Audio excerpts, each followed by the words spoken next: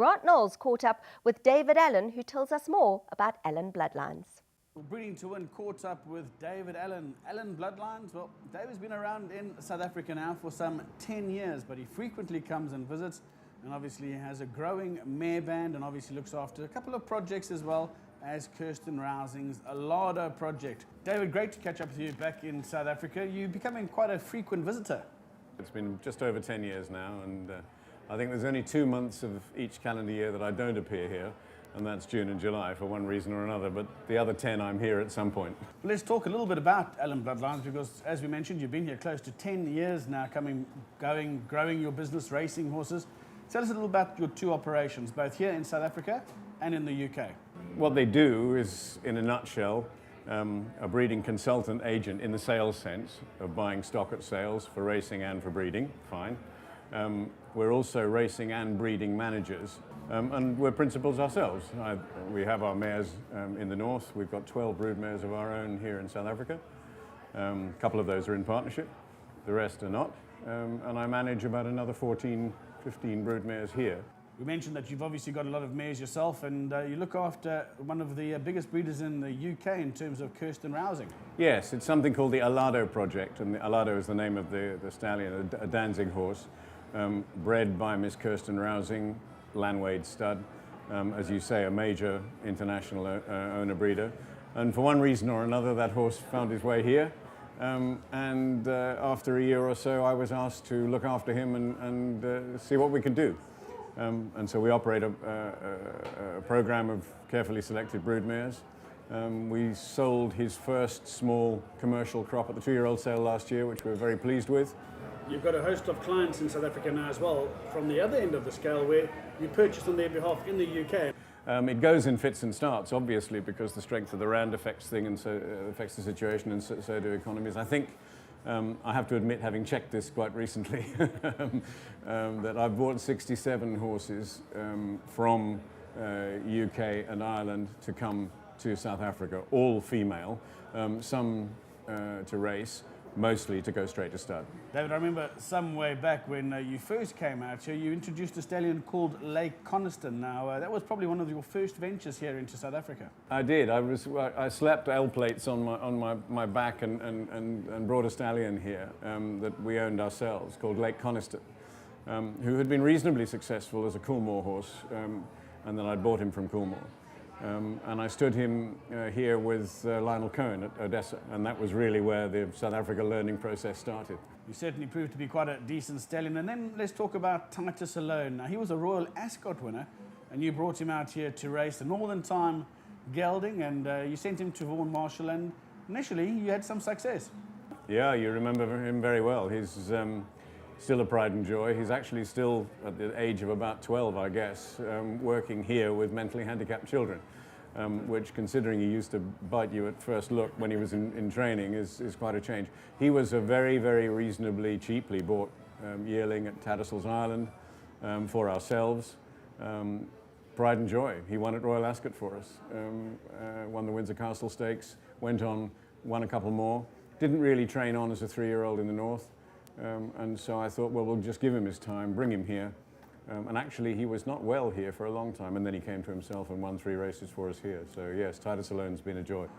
Well, Titus Alone you sent to Vaughan Marshall, but Vaughan's not only a trainer for you, but he's also become a really good friend, hasn't he? Yes, and you know, one of the great pleasures is that kind of thing can come out of racing.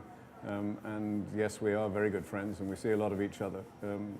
And we've had, I wouldn't like to count, but a lot of horses over the years. Well, in your introduction, David, you mentioned racing management. That's becoming quite an interesting thing here too, because obviously we've got Derek Brookman, racing manager for Marcus Jooste.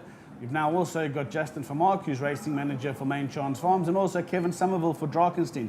So it's certainly something that seems to be on the up here in South Africa, and it's something that you've been doing for some time. Racing management is very different, say, between the UK and Ireland and here, for one fundamental reason.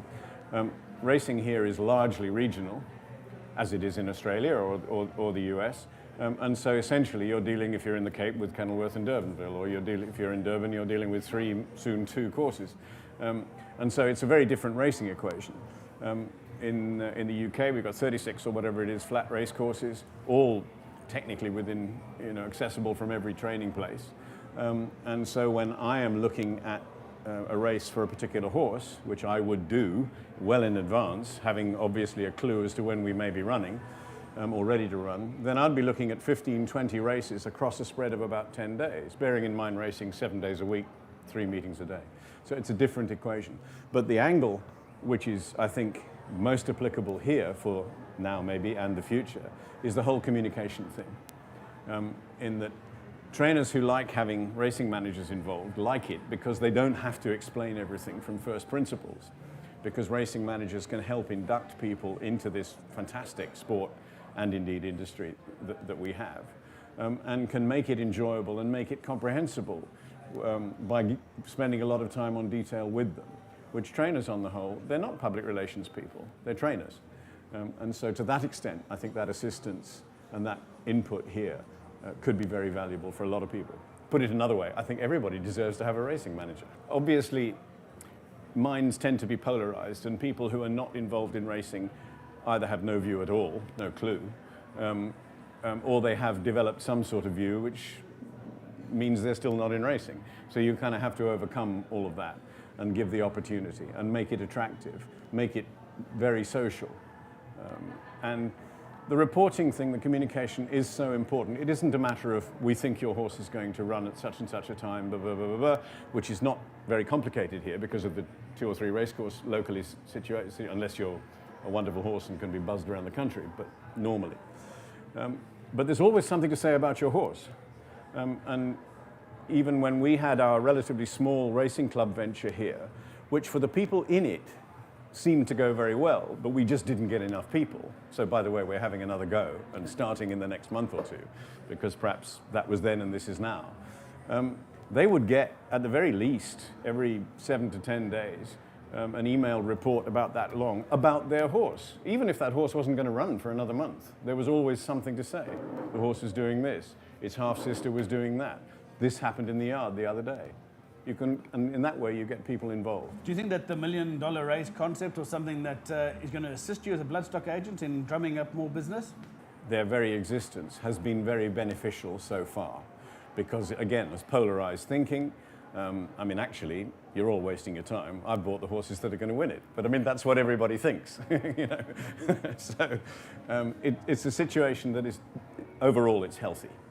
I think that it's a short-term situation. I think it'll develop in a different way. There will be bonus races continuing, but maybe it will attract people who will actually see that there's a broad spectrum of opportunity. Historic races, which may or may not be quite so valuable, nice places to go, all that kind of thing. So I wouldn't say it's the be-all and end-all, but it's a big help. Dave, one of the biggest growth areas in your business is stallion management. You've got a really nice, healthy crop of young stallions to manage. Tell us how that one's going. It's something I enjoy doing very much. Being involved with a stallion is always exciting, whatever is going on. There's always something exciting to do with that horse. And yes, we have half a dozen now. And frankly, yes, we could probably take 1 or 2 more, but that would be it, because you have to devote a lot of communication time. You mustn't bore people silly or drive them nuts getting an email every 5 minutes, but so far the way that we do things, which is image-based emailing, does save people a lot of money in print advertising, and that's just a commercial factor of it. But really, it just takes one good horse. We have Elusive Fort, who we've been with since day one. It looks very much as if he has the makings to be, shall we say, another successful son of Fort Wood. Maybe more successful than the others. We'll catch Dynasty one of these days. But at the moment, we're just starting out. And he's very exciting. We have a new Stormcat horse coming in that I saw yesterday at the Alchemy Stud. Where's That Tiger? An absolute ball of speed, and he's got everything going for him. And then on the other hand, although in a sense it's a bit of a labor of love, you have a non-commercial horse like, say, Stage Light, who really has been hidden away for quite some time, now moves to a stud that really appreciates, and you think, good grief, this is the only son of Mangeur standing in these parts, so that you can make something out of that as well. Not a bonanza, but you can get into very interesting territory. I shall certainly be sending a Darshan mare to him, because you're kind of silly if you don't. You've booked space with Breeding to Win, and obviously you're going to be highlighting those stallions and obviously what Allan Bloodlines has to offer. And obviously we'll be able to keep up to date with the progress these stallions are making, but Elusive Ford certainly has got off to a flying start. As a matter of fact, he's got off to a start that kind of took us by surprise, if we're really being honest, because here you've got a triple Group 1 winning 3-year-old and older horse that you really wouldn't expect to have very early 2-year-olds. But then bang, bang, bang, these 3 came out, and they're not little squibs that are going to disappear. These are lovely scopy horses that did very well in their first efforts. So we're very optimistic, and I mean, he's a magnificent horse to look at. And of course he now stands at Clipdrift, which, best way to say that is that can only be good. Right, 2 final points before we move on, but the one obviously you've now recently appointed a new South African rep. How do we get hold of her, and what's her role going to be? And well, she's Karen Wright. She's involved in racing to the extent that her son is jockey Gareth Wright. So she knows the racing scene, very well indeed, as an ever-present mum, and as somebody who takes a professional interest. She's joined us particularly to help with the new efforts as far as a racing group is concerned. I always shy away from the word syndicate, unless you really mean it. We're talking about clubs and groups who in one way or another will become involved with horses and benefit from the money that they win. Karen is going to work very hard on that, especially bringing in people on the fringe of racing who like it but haven't actually found a way in yet for one reason or another, and people who are absolutely outside it. And that will also include approaching companies with whom we're connected or she's connected one way or another to do what, after all, major racing and breeding companies do anyway, which is use the racecourse as an entertainment base and a place to have fun with their clients and staff. So that's a lot of what she'll be doing. And certainly she'll be involved in the stallion side as well, because we have been and hope to be even more involved in regular requests for stallion services and everything that goes with all of that. So to have somebody who's got a sense of what's going on dealing with that is going to be very helpful. final question, obviously Allan Bloodlines has been pretty instrumental in being involved with the pinhooking, and you've teamed up recently with Balmoral. Tell us a little bit about that partnership and how it works. Yes, pinhooking. Well, of course, it's a word that you hear every 5 minutes now in anywhere near South African sales. And I absolutely stand by this comment. Pinhooking makes the bloodstock world go round. Now, when you and I talk about pinhooking now, we're talking about pinhooking yearlings out of yearling sales and into the 2 ready-to-run sales, the Joburg one and the Cape sale, which is indeed pinhooking. There are also 2 other types of pinhooking which are done on the grand scale elsewhere, which is pinhooking broodmares, turning them around within a year and selling them and their foals, and particularly pinhooking foals, which is huge. This Balmoral exercise, I would say this, wouldn't I?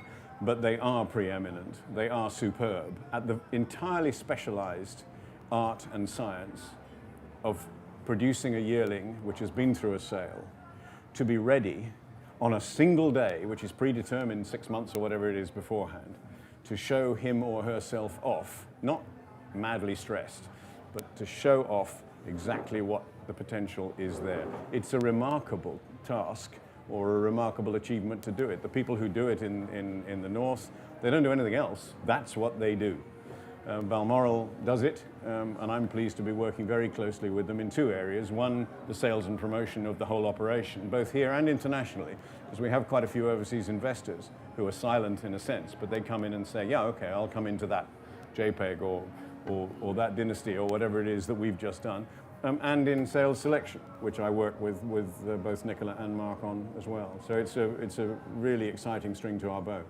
Well, in summarising, David, 10 years ago, you stumbled across Cape Town, South Africa. You came out here, you started making investments into both the breeding and the racing side of business here. Is it still a country that shows promise for you? Is it still somewhere that you'd like to go? And do you think that there's a bright future ahead for racing and the breeding industry in this country? Yes, I have. I mean, there are ups and downs.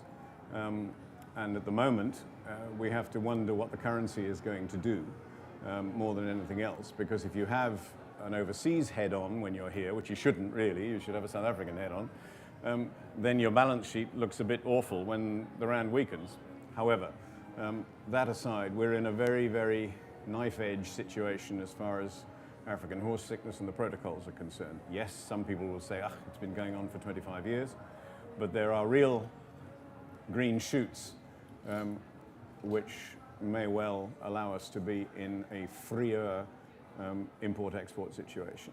My personal ambition, which may or may not ever be achieved, is to be able to breed here, and with other people, not just us, but to breed here to northern time, and for it to be worthwhile to export horses from here into Europe to be sold to race. That's my ambition, and that's what I've been working towards all the time. I need the export protocols to help. Believe me, as soon as we can have 2-week quarantine or whatever it is here, I'll be doing it.